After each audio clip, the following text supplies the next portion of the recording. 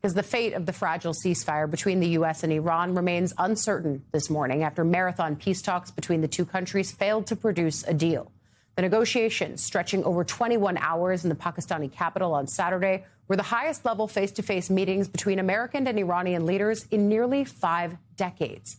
Before departing Islamabad with no agreement, Vice President J.D. Vance, who led the delegation for the U.S., told reporters in part, quote, "We've made very clear what our red lines are," adding the U.S. gave our, quote, "final and best offer. We'll see if the Iranians accept it." A U.S. official tells MS Now those red lines for Iran include ending all of its uranium enrichment, ending funding for militant proxies, and fully reopening the Strait of Hormuz with no tolls for passage.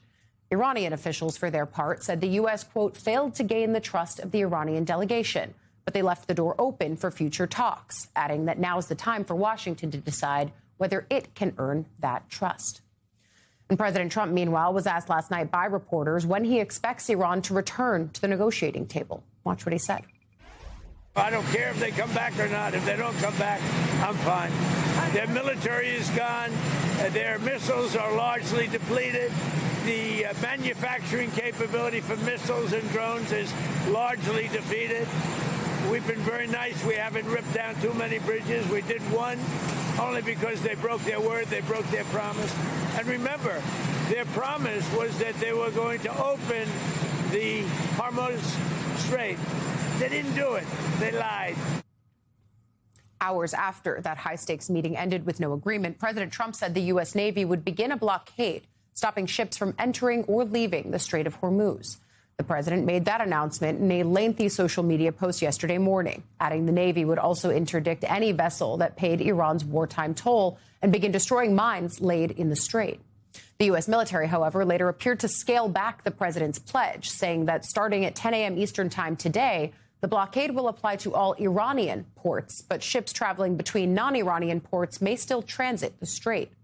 Iran's parliament speaker responded with this taunt to American consumers, saying, quote, "Soon you'll be nostalgic for $4 to $5 gas."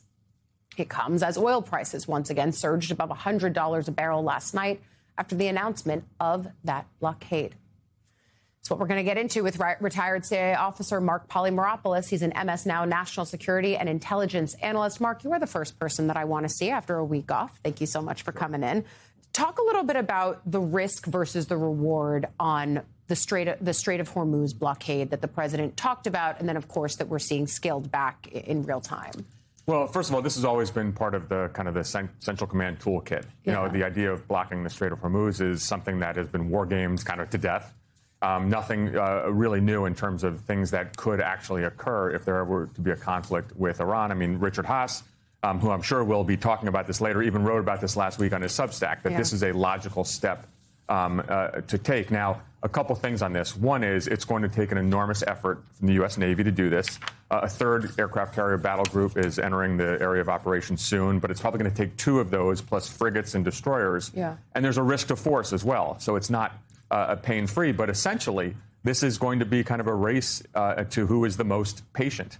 Economic pain, the Iranian economy will suffer from this versus the American economy and $5 gallon of gas at the pump. And so it's going to be very interesting to see who actually has that staying power. But this makes some sense in theory in terms of a logical next step, particularly when the alternative would be ground forces, perhaps to take Kharg Island.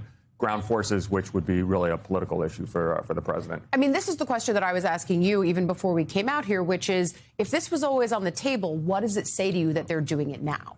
Yeah, so you really don't know. I mean, you know, this is not really part of any kind of logical step-by-step moves. I mean, I think they tried some things that don't work. This is the Trump administration, and now this is kind of a step which probably would satisfy just this idea of no massive escalation. In terms of U.S. ground forces, obviously the ceasefire is still holding. But, Ali, here's the big kind of wild card. The enemy gets a vote. And so what if Iran then conducts attacks on U.S. naval forces? And how about the Israelis, who are itching to get back into the fight? So there are other actors that could kind of throw this off.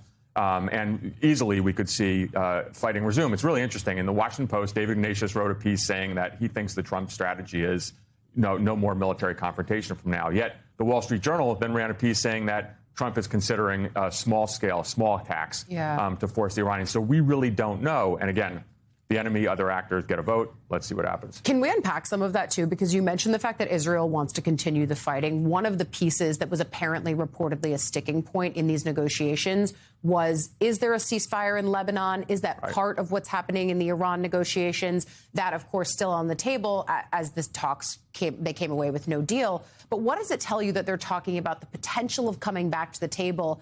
And frankly, that you had J.D. Vance as part of one of the first direct negotiations, one of the first direct talks with the Iranians in decades. A lot to unpack there. First of all, J.D. Vance was really interesting. I mean, this is the notion of going to meet with the Iranians, the first high-level delegation like this, in 5 decades.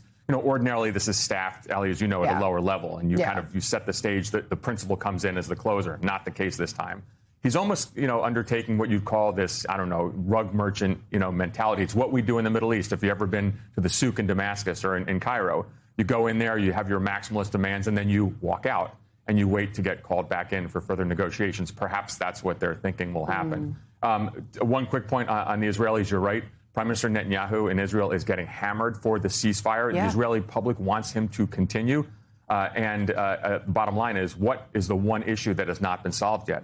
The issue of the Iranian nuclear program. And until that is solved, the Strait of Hormuz is critical, of course, but that is the key fundamental issue, frankly, both for Bibi and for President Trump. Well, and when you hear the way that the president is talking about the things that they've accomplished, what they've decimated in his estimation, the nuclear conversation has fallen out of that in large part because it is one of the unfinished threads of this that other countries in the Middle East are also saying, you can't leave without finishing this piece of it. There's still so much for us to continue unpacking. And I will say on the J.D. Vance front, it's fascinating to watch him have to negotiate the end to a war that he actually didn't support beginning in the first place. We're going to keep talking about this. Retired CIA officer Mark Polymeropoulos, thank you as always.